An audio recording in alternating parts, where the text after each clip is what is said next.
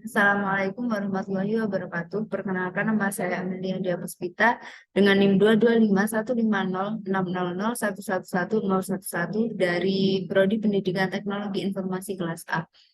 Kali ini saya akan membahas mengenai gaya belajar. Sebelumnya kita membahas belajar terlebih dahulu.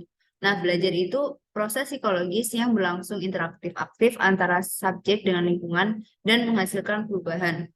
Kemudian ada tugas pendidik dalam pembelajaran, yaitu selain memberikan ilmu pengetahuan, pendidik juga berperan sebagai motivator, inspirator, fasilitator, dan mediator. Kemudian pembelajaran bisa dikatakan efektif apabila pembelajaran itu memberikan pengalaman baru, membentuk kompetensi peserta didik, serta mencapai tujuan yang optimal. Nah, kemudian kita akan masuk pada definisi gaya belajar. Definisi gaya belajar adalah bagaimana seseorang menyerap, mengatur, dan memproses informasi secara maksimal. Kenapa sih harus ada gaya belajar?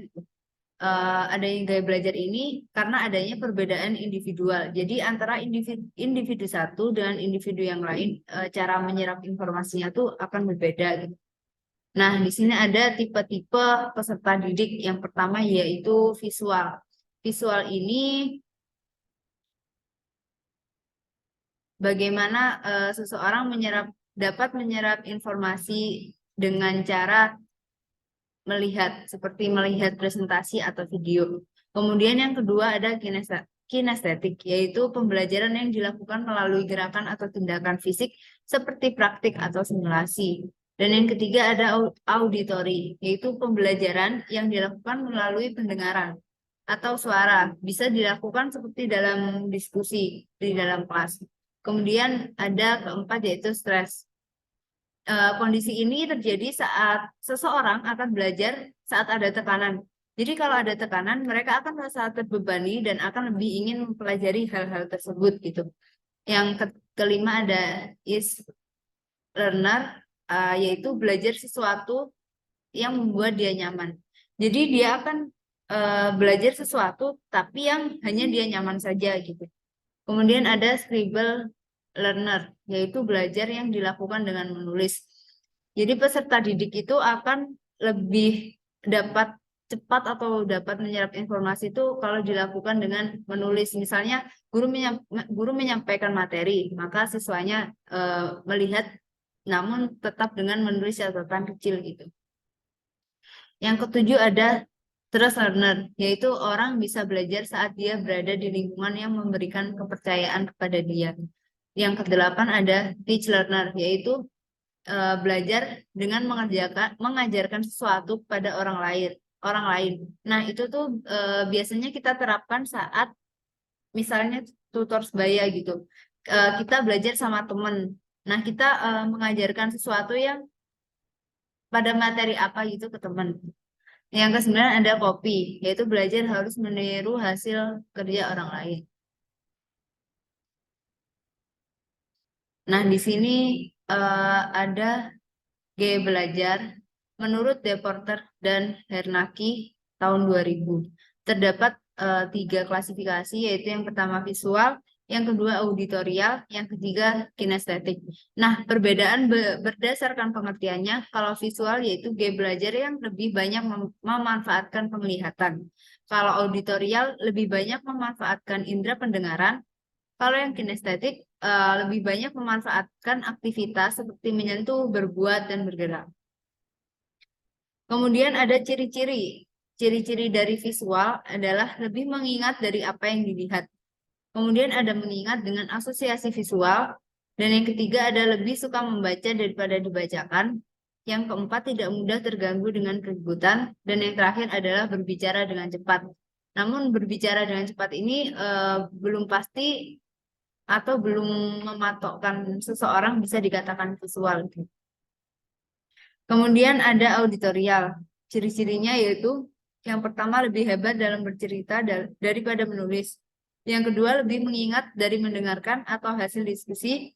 Yang ketiga suka berdiskusi mengenai suatu hal. Yang keempat menggerakkan bibir sesuai bacaan ketika membaca. Dan yang terakhir yaitu berbicara kepada diri sendiri saat kerja. Dan untuk ciri-ciri yang kinestetik ini, yang pertama yaitu menyentuh orang untuk mendapat perhatian. Yang kedua, menanggapi perhatian fisik. Yang ketiga, menghafal dengan cara berjalan dan melihat. Yang keempat, tidak dapat duduk diam untuk waktu yang lama. Dan yang terakhir, menggunakan kata-kata yang mengandung aksi seperti ayo gitu.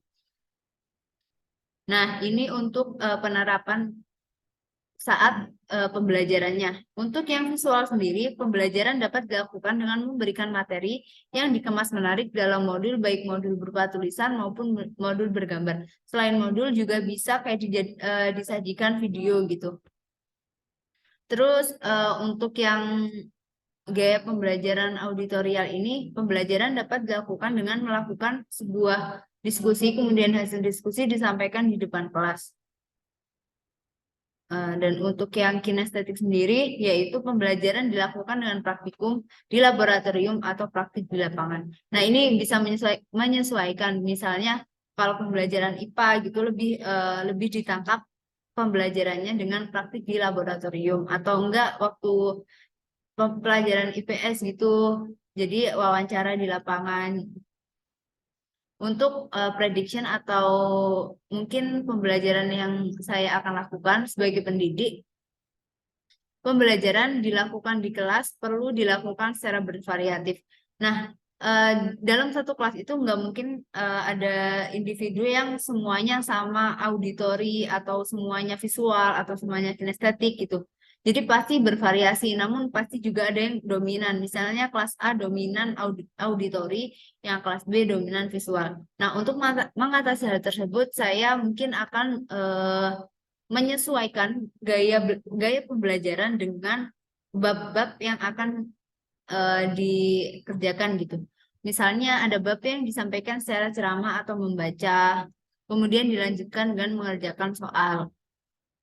Kemudian ada juga bab yang dilakukan dengan diskusi antar siswa maupun guru dengan siswa.